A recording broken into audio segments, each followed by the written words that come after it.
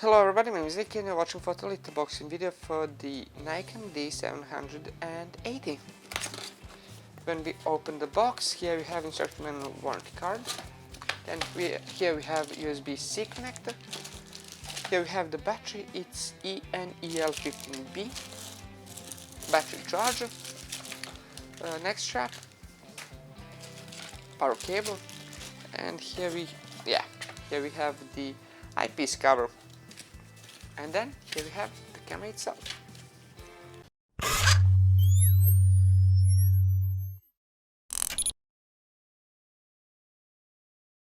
Okay, so here we have the body itself. This body, by the way, is a magnesium alloy body, so it's not particularly heavy, but it's very sturdy indeed. When it comes to the sensor, it's a full frame 25 megapixel sensor. It's behind the lens, so you cannot really see it like on a mirrorless. The processor is X-Speed 6. When it comes to the ISO, it goes between 50 to 200 and 4800. That's a large number. When it comes to the AF, 51 f-points, 15 cross type, more than enough. 7 FPS burst, 4K video, 30 frames per second, full HD video, 120 frames per second, so we can kind of slow it down. When it comes to the battery, it's same as basically most of the Nikons at this point. Z6 has the same battery. It's what is it? It's ENEL15B. On the DSLRs it will last a lot longer than on mirrorless, so yeah, that is one thing. By the way, here we have a dual SD card slots. It's UHS 2 compatible, so that's very important. We have here HDMI and USB. It's USB-C connection, as I've already said. It does have USB charging capabilities, so that's a plus. Here we obviously have a remote control connection and microphone and headphone connection. Very important indeed. Wi-Fi and Bluetooth, very important. Until you have it in the camera and you actually start to use it, you don't really think you need it. Once you start using it, you really do realize you absolutely needed that.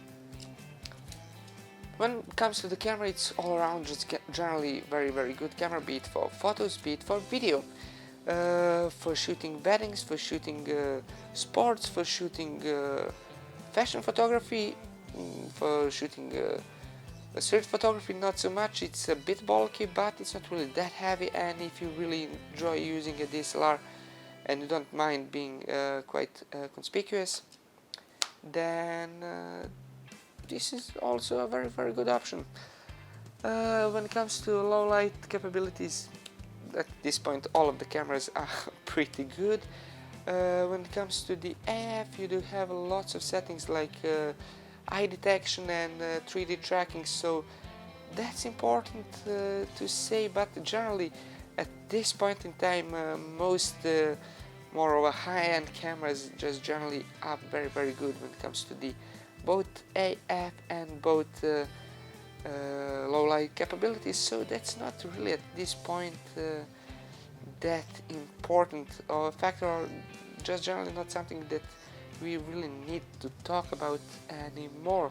So yeah, when it comes to the screen, you do have a tilty up screen or tilty down screen, depending on whether you're shooting from above or from below. So generally that's very important. I do prefer having the tilty screen rather than the fixed one.